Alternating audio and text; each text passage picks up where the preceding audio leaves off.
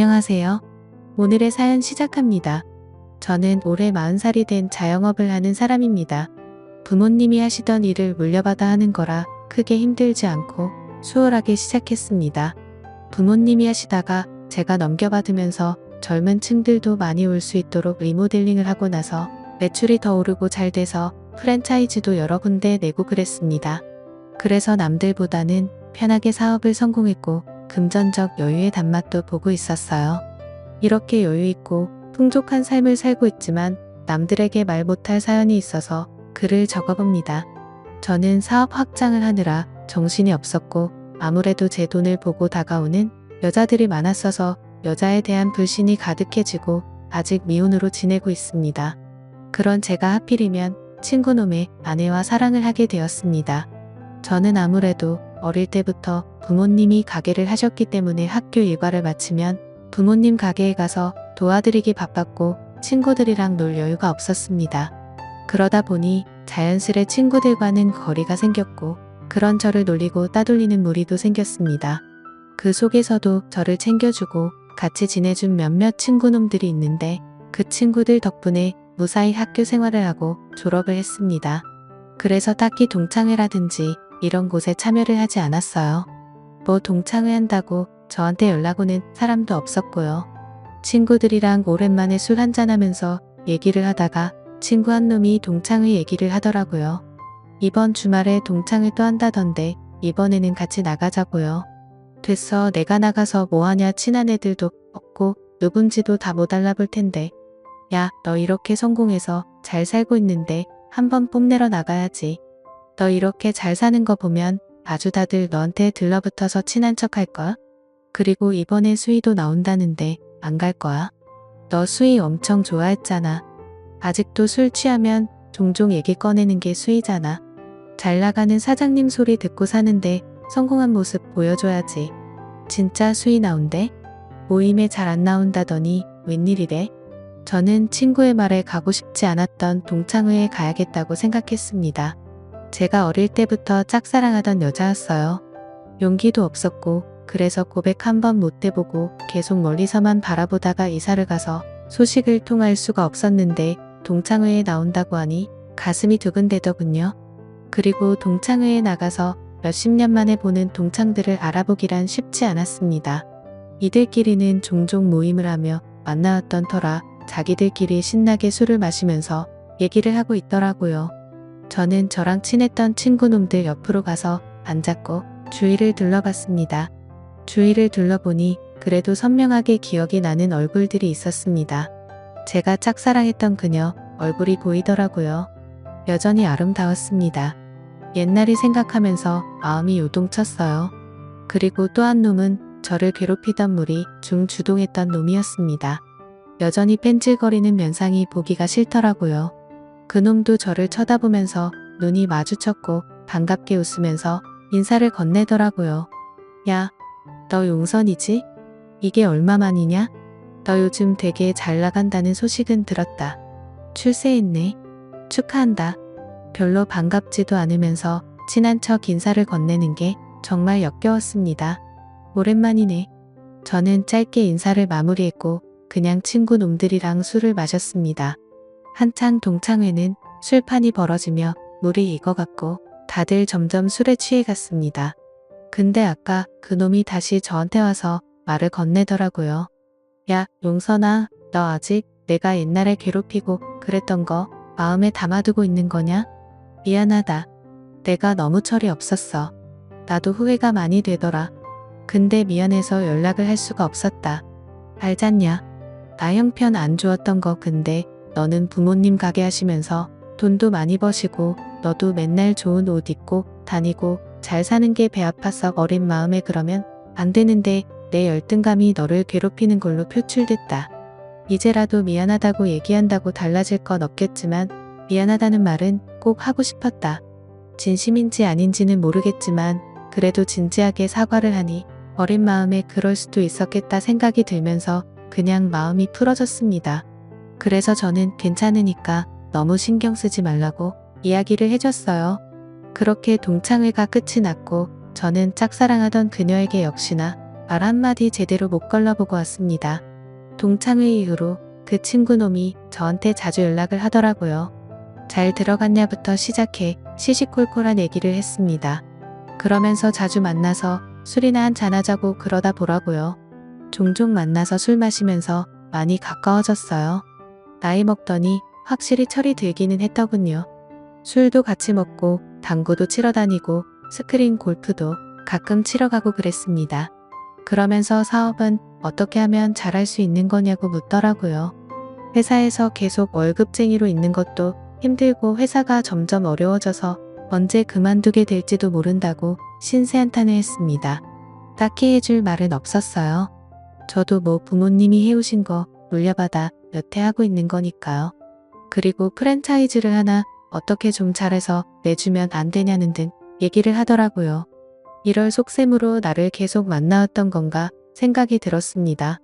그래서 저는 단호하게 그건 좀 어려울 것 같다고 얘기했습니다. 다른 곳들과 조건은 동일해야 된다고요. 다만 3달 정도 수수료는 안 받겠다고 했습니다. 그러니 됐다고 내 주제에 무슨 사업이냐며 말을 돌리더군요. 그 이후로 연락이 조금 뜸해졌고 저도 일하면서 바쁘게 지내고 있었습니다. 근데 친구놈이 전화가 오더라고요.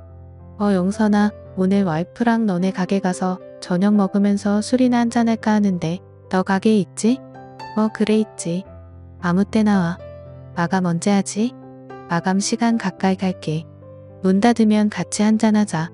그래 그럼 오늘 어차피 재료 소진 금방 될 것 같으니까 일찍 문 닫지 뭐 이따 보자. 와이프 데리고 온다길래 식사 메뉴도 조금 더 신경 써서 준비를 해뒀습니다. 평소보다 2시간 정도 마감을 일찍 했어요. 주말이라 손님이 많았고 준비한 재료가 친구 부부한테 제접할 재료를 제외하고는 다른 때보다 빠르게 소진되었습니다. 친구가 와이프를 데리고 왔습니다. 안녕하세요. 처음 뵙겠습니다. 현철이 친구 이영선이라고 합니다. 네, 안녕하세요. 이 사람이 맛있다고 칭찬을 엄청 하더라고요. 내가 홍보 엄청 한다. 매출 오르면 내 덕인 줄 알아? 그래, 고맙다. 이쪽으로 앉아 음식 준비해 줄게. 음식을 준비해 술과 함께 내었습니다. 와, 진짜 맛있네요. 맛있게 드셔주셔서 감사해요. 친구놈은 안 어울리게 착하고 청순해 보이는 와이프를 얻었더군요. 처음 봤을 때 제 첫사랑이랑 이미지가 비슷해서 그런지 마음에 훅 들어왔습니다. 제 이상형에 가까웠어요. 그런데 친구놈은 역시나 옛날 버릇을 아직 다 못 고쳤는지 와이프 앞이라고 그러는 건지 와이프한테 허세를 부리고 약간 막대하는 게 보였습니다. 친구 와이프는 모든 게 익숙하다는 듯이 제 눈치만 슬슬 보면서 멋쩍게 웃었어요. 같이 술을 한참 마시고 있는데 얘기를 하다가 와이프가 말실수라도 하면 머리를 밀치면서 무시를 한다거나 눈살이 찌푸려지는 행동을 많이 하더라고요. 저는 그럴 때마다 많이 취한 것 같다. 그래도 와이프 머리를 그렇게 밀치고 그러면 안 되지 하면서 얘기를 하기도 하고 계속해서 이야기 화제를 돌리고 그랬습니다. 친구놈은 계속 사업 관련 얘기를 했고 저는 그냥 들어주며 술을 따라줬어요. 그냥 빨리 취하게 해서 집에 보내고 싶었습니다. 취하니까 더 얘기를 하고 싶지 않은 타입이더라고요. 친구놈한테 술을 따라주면서 얘기를 듣는 와중에도 제 시선은 친구놈 와이프한테 갔습니다. 그러면서 속으로는 계속 생각했어요. 어쩌다가 저런 놈을 만나서 고생을 하고 있지, 너무 안타깝다는 생각이 들더라고요. 그런 제 시선이 느껴졌는지 친구놈 와이프는 살짝 슬픈 미소를 지었습니다. 친구놈은 술에 취했는지 와이프를 굉장히 깎아내리듯이 말을 하더라고요. 내가 암만 돈을 벌어오면 뭐하냐? 집에 이런 식충이가 있는데 몸이 약해 빠져서 나가서 일도 제대로 못하고 그렇다고 남편 대접을 잘해주는 것도 아니고 이건 뭐 산전을 모시고 사는 것 같다니까. 너는 결혼 안 한 게 축복인 줄 알아라. 야, 너 취했다. 할 말이 있고 못할 말이 있지. 그만해. 내가 뭐 없는 말 있냐? 네가 말해봐. 내 말이 틀려? 여보, 그만해요. 많이 취했어요. 뭘 그만해. 내 말이 틀리냐고. 한참 주정 부리던 친구놈은 결국 잠이 들었어요. 진상도 저런 진상이 없었습니다. 친구놈 와이프는 화장실 좀 다녀온다며 일어났습니다. 눈물이 고여있는 걸 보니 울어서 화장실을 가는 것 같았습니다. 저는 걱정이 돼서 화장실 앞에서 기다렸어요. 그녀는 문을 열고 나왔습니다. 괜찮으세요? 네, 괜찮아요. 죄송해요. 괜히 와서 추태만 부렸네요. 예린 씨가 미안할 게 뭐가 있어요? 현철이 저놈이 생각이 없는 거지. 왜 참고만 있어요? 다 맞는 말 하는 건데요. 뭐, 그리고 오늘은 많이 취해서 더 저러는 거예요. 예린 씨, 저놈이 저러는 거 당연하다는 듯이 받아주고 참고 살지 마세요. 예린 씨도 예린 씨 부모님한테는 소중한 딸인데 왜 이런 취급을 받아도 된다는 듯이 그럽니까? 예린 씨부터가 자신을 소중히 생각하고 아껴야죠. 제 말에 그녀가 눈물을 다시 흘렸습니다. 아, 죄송해요. 왜 이렇게 눈물이 나지? 예린 씨, 당신은 충분히 더 많은 사랑을 받을 자격이 있는 사람이에요. 무시당하는 게 당연하다고 생각하지 마요. 그리고 울지 말아요. 예린 씨 우는 거 보면 제 마음도 아파요. 저는 그녀를 화장실 안으로 다시 들어가게 하고는 저도 모르게 입맞춤을 해버렸습니다.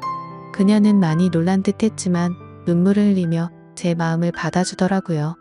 친구놈이 그녀를 무시하고 막대하는 게 옛날 제 모습을 보는 것 같아서인지 그녀에게 마음이 더 갔습니다. 저와 그녀는 서로의 마음을 확인하고 친구는 모르게 사랑을 키워나가고 있습니다. 인연이라는 게 따로 있는 걸까요?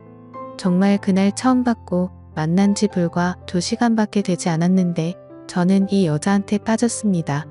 이제는 제가 지켜주고 싶어요. 더 이상 무시받지 않게 제가 행복하게 해주고 싶어요. 하루는 그녀가 그러더군요.